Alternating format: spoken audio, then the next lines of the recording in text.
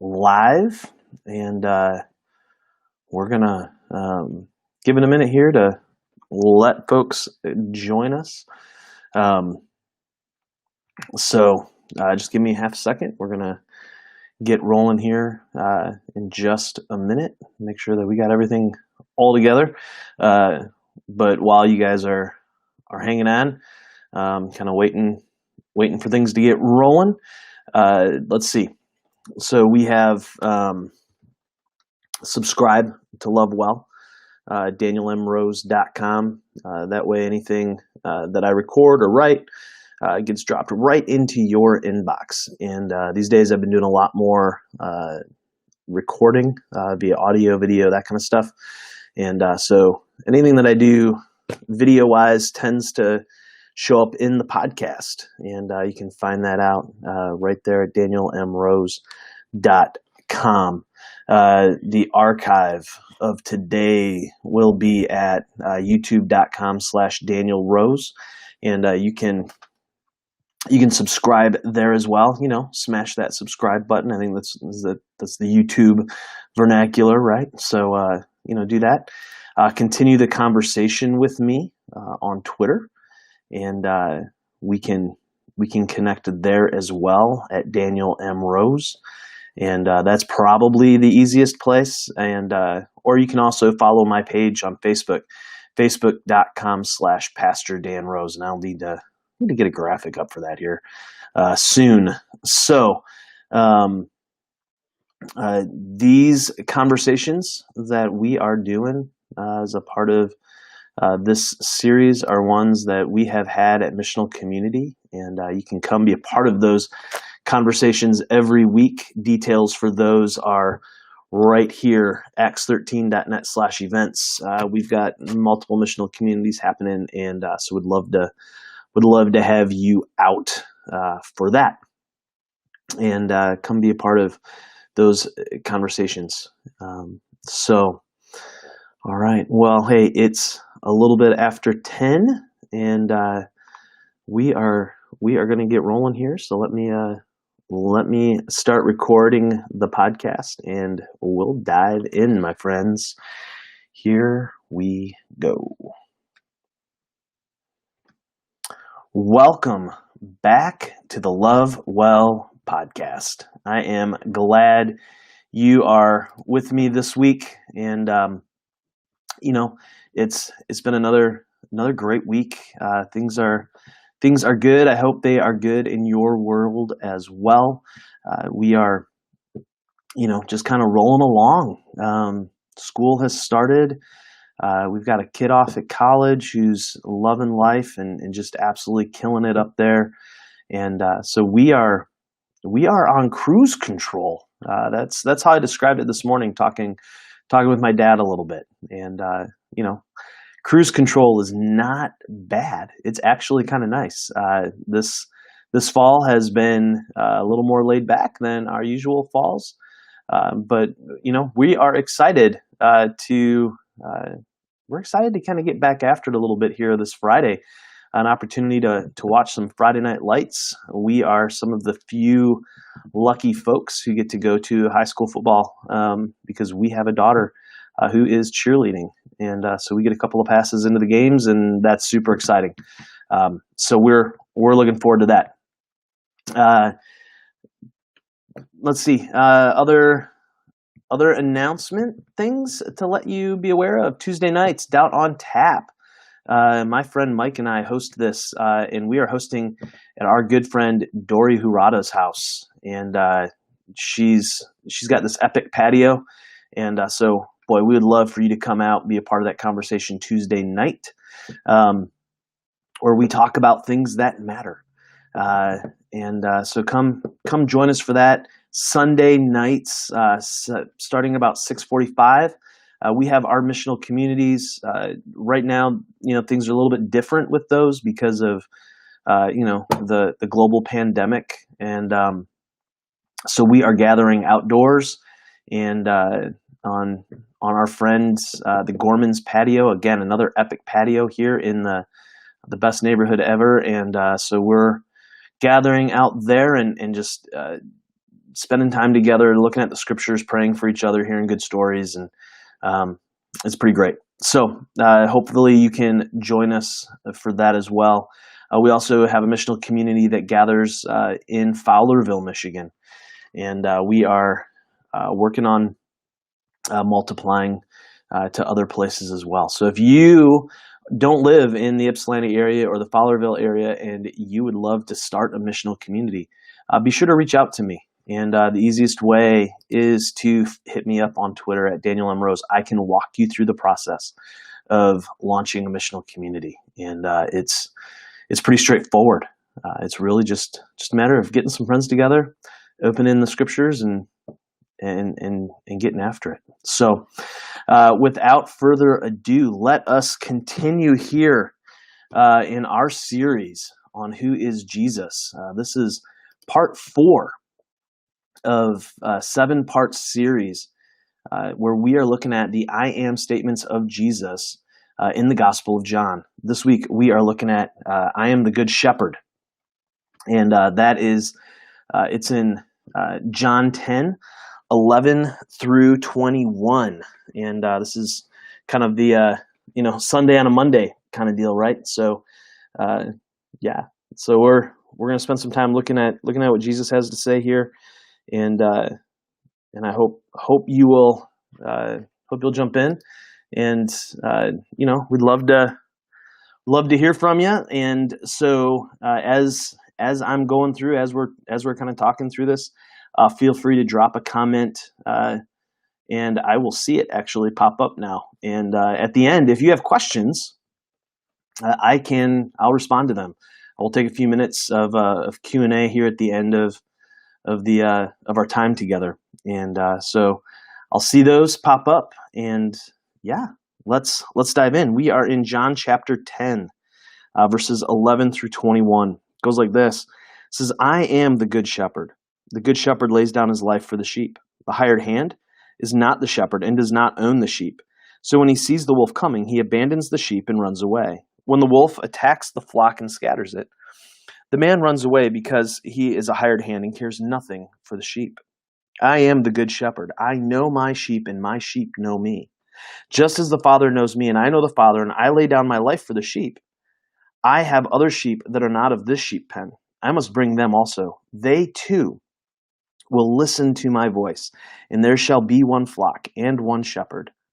The reason my Father loves me is that I lay down my life only to take it up again. No one takes it from me, but I lay it down of my own accord. I have authority to lay it down and authority to take it up again.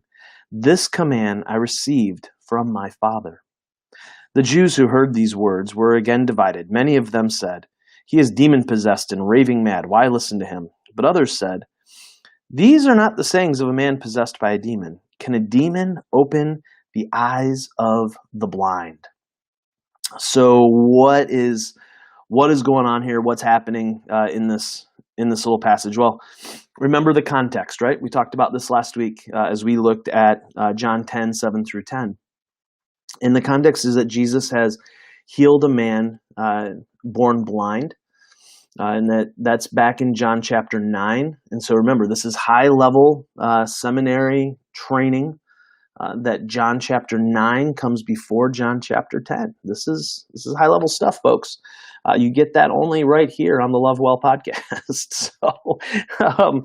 So John 9 opens with Jesus and the fellows kind of walking down the road, and the disciples asked, "Rabbi, whose parents sinned this? Because who sinned, the man or the parents? Because he was born blind. So who is responsible?" And back in the first century, you have to understand that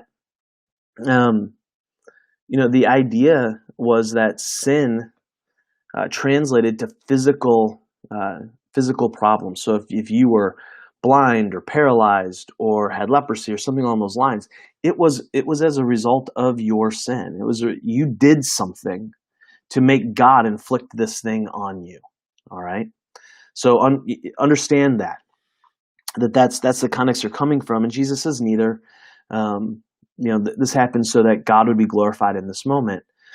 And all this stuff happens in John chapter 9 that ends with the man who was healed getting kicked out of the synagogue.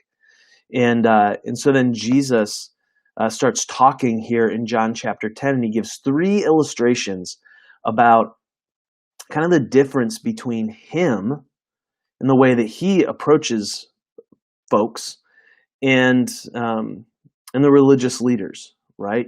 And so he's really kind of pushing in on what's the difference between the shepherd and the hired hands. And that's this big contrast is what we get here in verses 11 through 21. In 7 through 10, we kind of got the difference between the gate and the gatekeeper. And here we're going to get the difference between the shepherd and the hired hands. And he's really kind of pushing on this. And for those of us who are pastors, for those of us who are leaders in our churches and our faith communities, this is an uncomfortable passage for us to read. It's an uncomfortable passage for us to begin to get our minds around, because the reality is that we're hired hands. And so as hired hands, we need to realize that we're not the shepherds, that we're probably, when push comes to shove, not willing to do the things that Jesus was willing to do. And so this is a tough one for us. So let's look through this. We get four ideas about the Good Shepherd. Four things I think that we can try to wrap our minds around here in this passage. The first is that the Good Shepherd lays down his life, right? So, and this is in 11 through 13. I am the Good Shepherd. The Good Shepherd lays down his life for the sheep. The hired hand is not the shepherd and does not own the sheep. So when he sees the wolf coming, he abandons the sheep and runs away. Then the wolf attacks the flock and scatters it. The man runs away because he is a hired hand and cares nothing for the sheep. So this shepherd, this Good Shepherd, is willing to die on behalf of the sheep. And we have to understand that the death that the shepherd is willing to do, it's not it's not performative, right? He's not going, "Oh, I love you so much. Here, let me jump off a cliff and die for you." That's not what's going on here, right? Because if a shepherd did that, if a shepherd just did some sort of performative action to try to display and make some grand gesture to try to display how much he loves his sheep, then he's done nothing, because the shepherd will have just left the sheep completely and utterly defenseless. He's done nothing. So the willingness, it's more the willingness to sacrifice than it is the act itself, right? This shepherd, Jesus says, "I am the Good Shepherd," and he says the Good Shepherd lays down his life for the sheep, but it's sacrificial. It is an act of last resort. For a shepherd to die on behalf of his flock meant that there was no other option. There is no plan B. There is no other way that we could get to that place. And so when we read this, we have to understand that it is sacrificial, and it is a moment of last resort. And we see this, right? We see this in the Garden of Gethsemane with Jesus. He's praying and he's asking for the cup to be passed. He's like, if there is any other way, Father, if there is any other way to reconcile this world, to set all things right, to bring the kind of global reconciliation that Jesus was here to bring about, if there is any other way to do that, then, oh, Father, please let this cup pass. But there was no other way. And so the willingness of the shepherd to lay down his life for his sheep, it is sacrificial, and it is in contrast to the hired hands. The hired hands, when the going gets tough, when the going gets rough, when it gets bad, they walk away. They leave. They're not willing to lay down their lives. They're not willing to sacrifice their lives on behalf of the sheep. And so this is such an important contrast that we can't miss the centrality of it. We have to understand that there is the good shepherd, and then there's kind of everybody else. And so even though many of us who are religious leaders, who are pastors, who are leaders in our faith communities, we think that we're pretty great, and maybe we are. Maybe there is some good in us, and we're willing to do a lot. But none of us match up to the good shepherd. We all will fall short, and the hired hands fall short as well. There's only one good shepherd. There's only one who ultimately laid down his life on behalf of the sheep, and that was Jesus. Now, why? Why? The question becomes, why lay down your life? Why be willing to sacrifice this way? And that's a really good question to ask, because it's not a normal thing, right? It's not a normal thing to just lay your life down, be willing to lay your life down for sheep. But the reason I think Jesus gives is found here in 14 and 15, right? I am the good shepherd. I know my sheep, and my sheep know me, just as the Father knows me, and I know the shepherd, and I lay down my life for the sheep. What he's saying here is there is an intimate knowledge, there's an intimate relationship that he has with the sheep. It is so intimate, it is so close, it is so personal that it looks like the kind of love and relationship that he and the Father have. There is this union that has taken place, right? We who are the sheep, the folks that Jesus is shepherding and saving, we are united with Christ, just as he is united with the Father. And so this intimacy of relationship, this closeness of relationship, provides the foundation for why he is willing to go and die on behalf of the sheep.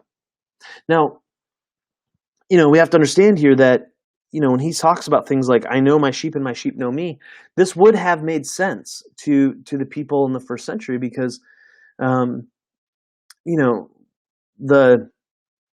oftentimes what would happen is in the summer, shepherds would not bring their sheep back to their property. They would stay out at pasture, and so they would build pens, and we talked about this last week, right? They would build these pens, and oftentimes you would have multiple flocks in one pen. And the way that these flocks would come out is the shepherd would stand outside and he would make his unique sound, right? He would make his unique call, and his sheep would come to him. So even though folks say, hey, the sheep are just really, really dumb animals, they were trained, and they were trainable, and they were able to hear and respond to the specific call of their shepherd. They wouldn't go to anybody else. And so Jesus is saying that's happening, but it's more than that. It's more than that. It is a deep and intimate love relationship that he has. This is familial, right? He has a family relationship with those people who make up his flock. And that's a pretty remarkable thing if you think about the reality of how much Jesus cares for us, of how much Jesus loves us, that he says the intimacy that I have with my people is a reflection of the kind of intimacy that I have with the Father, the kind of loving relationship that I have with my Father. This is not some angry, judgmental God that we are seeking to follow. This is one who is willing to sacrifice his life because of the intimacy, because of the rooted love that he has for us. See, when I talk about loving well, it's rooted in this reality. It's rooted in the reality that Jesus loved us so much that he was willing to die. He was willing to go to the cross to reconcile all things. And that is absolutely astounding to me. Right?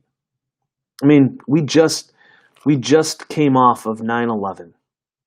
The remembrance of September 11th happened this past Friday.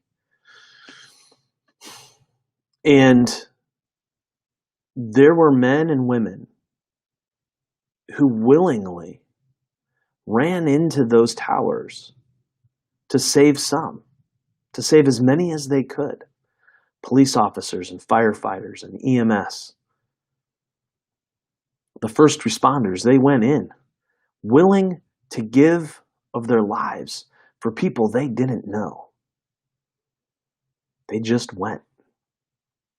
Many of those folks died. Many of those folks who lived ended up dying as a result of their sacrifice they made on that day and on the days to follow.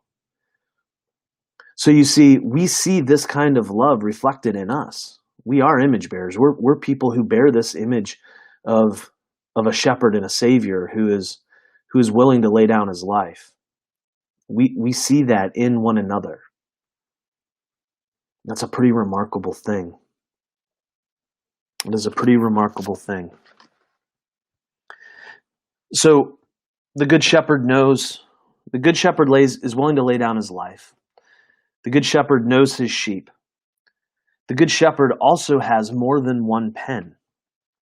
Right? Verse 16 it says, I have other sheep that are not of this sheep pen. I must bring them also.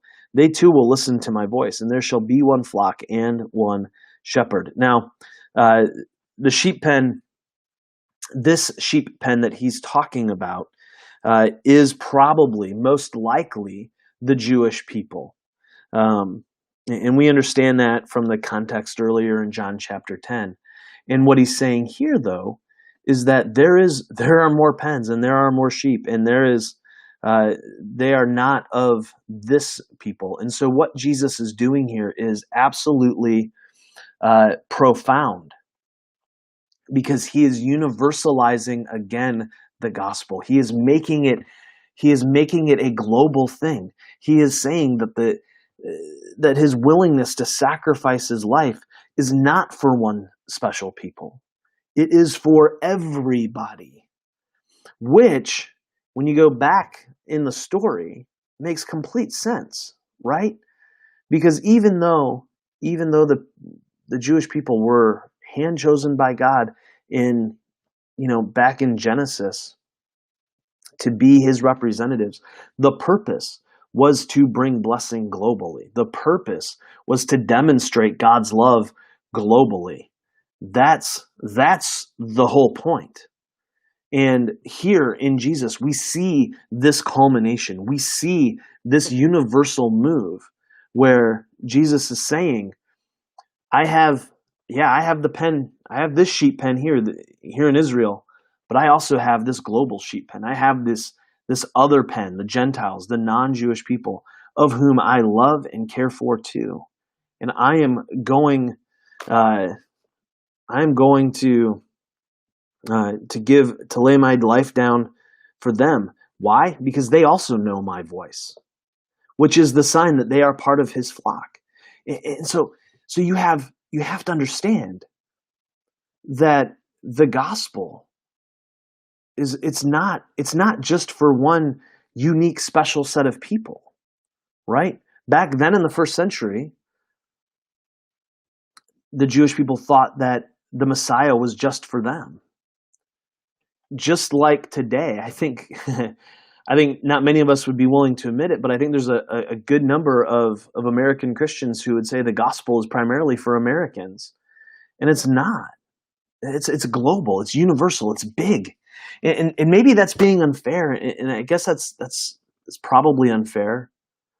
But so many of us get so myopically focused on our own place in this world that we miss out on the grandeur of the gospel. We miss out on the reality that what Jesus has done is global, it's universal, it is an invitation to all.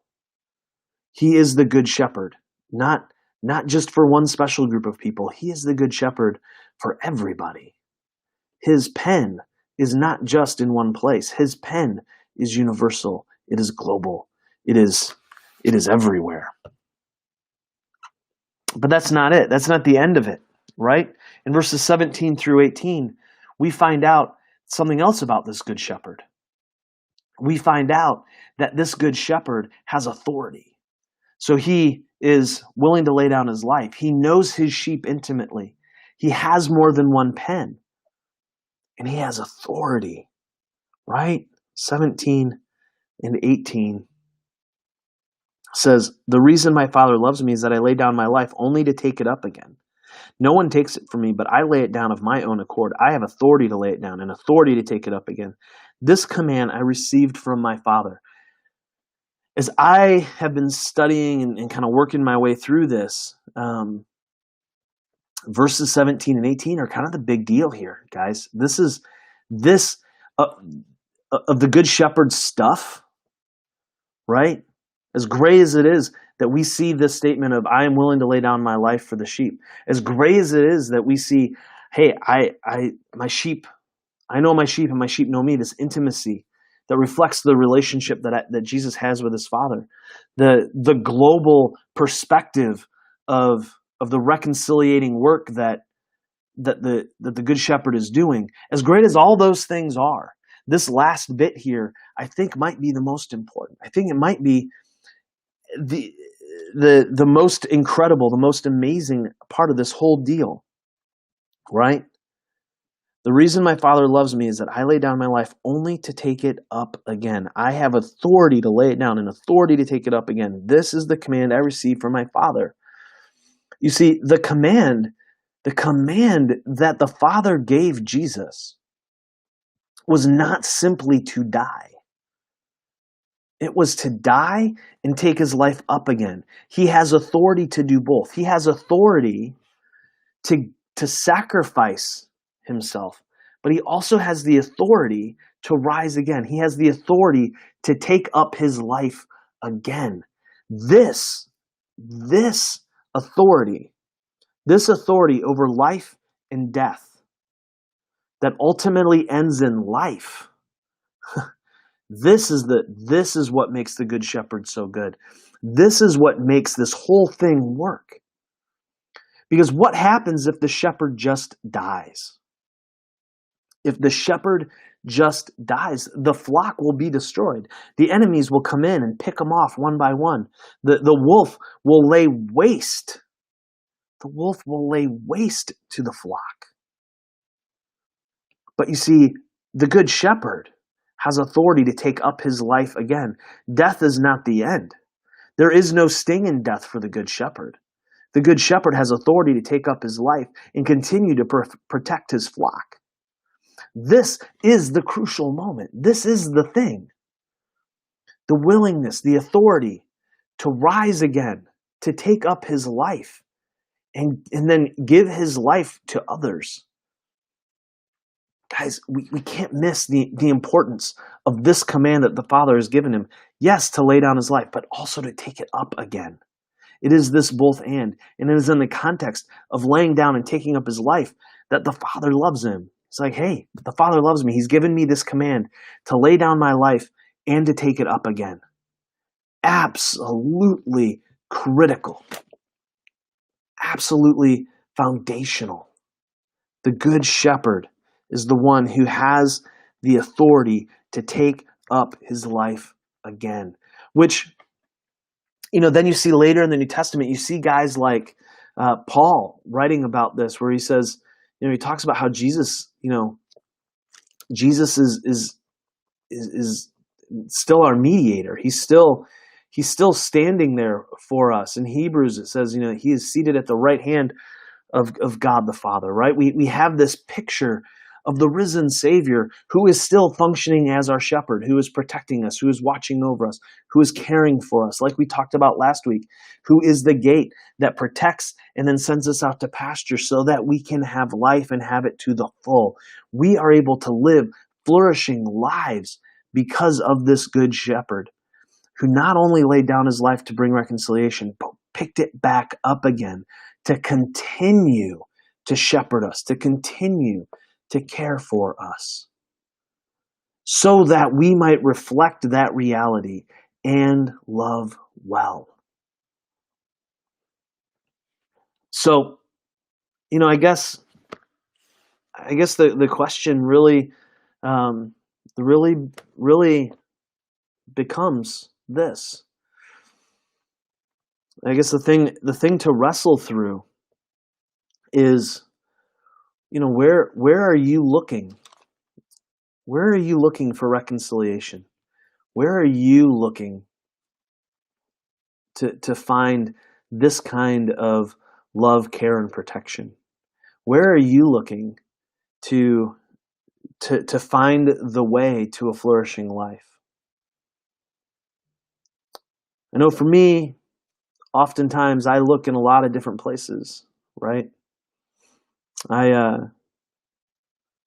look in a lot of different places so often to find reconciliation, to find salvation, to find the kind of life that I think I want to have, and in those moments, it ends up not being what I want, what I hope, what I expect, and so in those moments, I'm reminded again that there is one good shepherd. There is only one who is willing to lay down his life and then take it back up again. That, my friends, is what makes him good. And that's I think what makes him so worth following. All right. Well,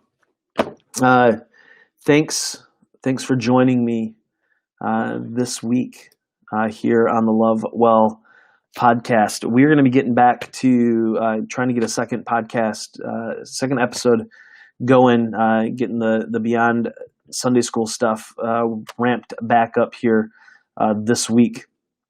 And so definitely make sure that you are, following me on, connecting with me on Twitter at Daniel M. Rose. Let's continue the conversation there. The video archive of this episode will be found at youtube.com/Daniel Rose.